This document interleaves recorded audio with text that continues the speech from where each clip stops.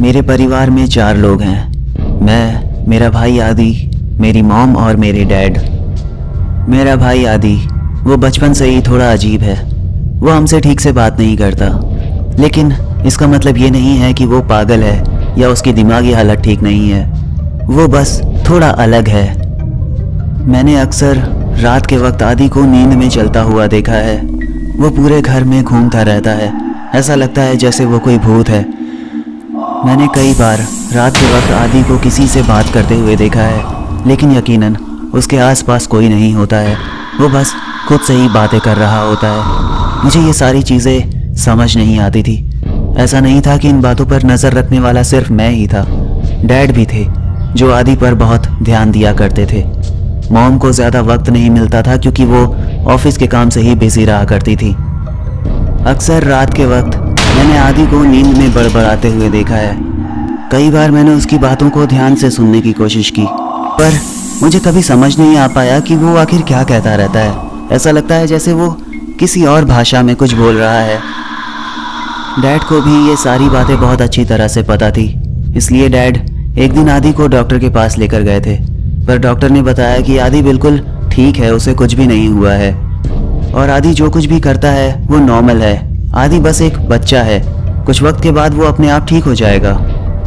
उस दिन के बाद से ही हम लोगों ने आदि पर ध्यान देना थोड़ा कम कर दिया था, क्योंकि हमें ये पता चल गया था कि आदि बीमार नहीं है।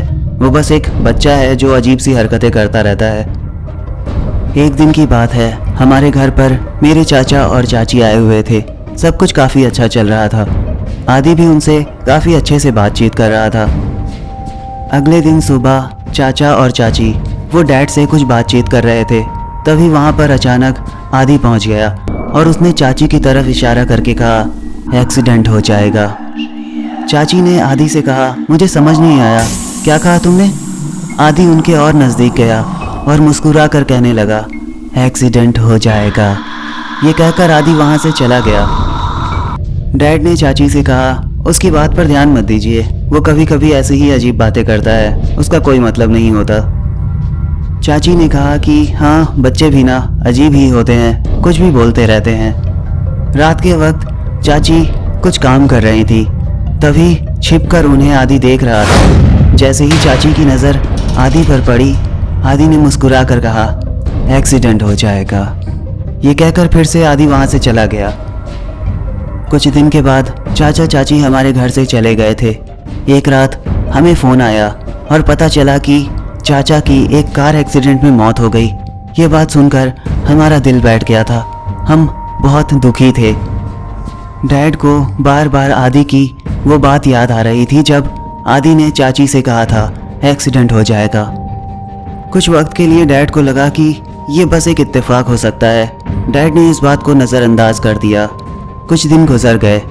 आदि को पढ़ाने के लिए एक टीचर आया करती थी। आदि उसे देखकर बार बार ये कहने लगा, इलेक्ट्रिसिटी। आदि की टीचर ने आदि से कहा, तुम ये बार बार क्या बोल रहे हो? आदि टीचर को एक लगातार घूर रहा था और मुस्कुरा रहा था। बीच बीच में वो यही बोल रहा था, इलेक्ट्रिसिटी।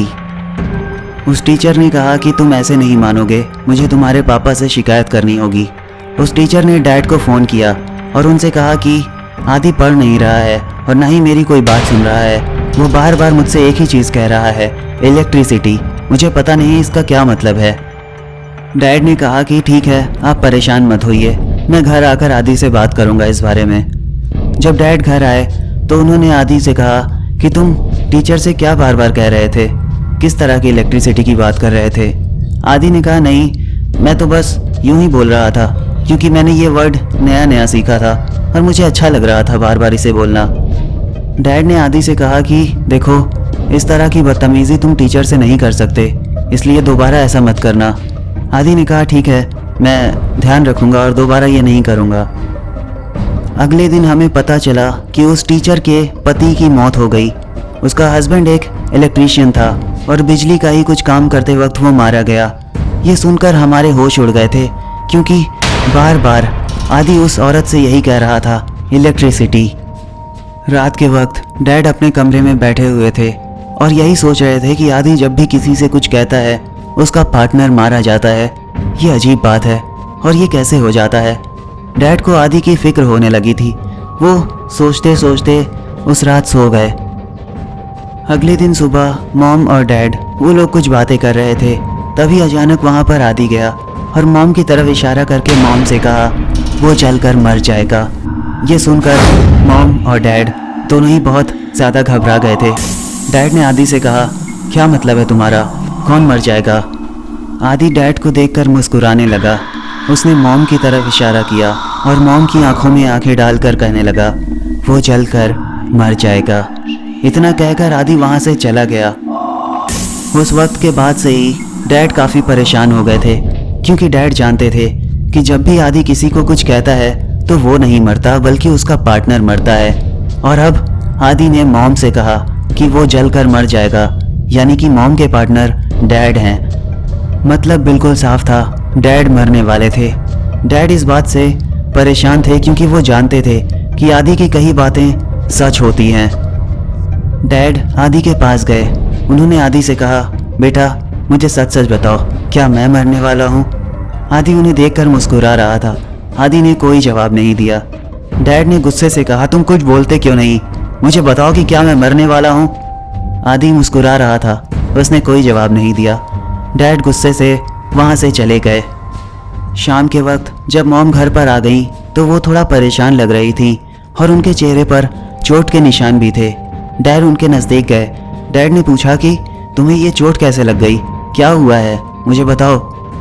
मॉम ने कहा कि मेरे बॉस के घर पर आग लग गई और वो जलकर मर गया।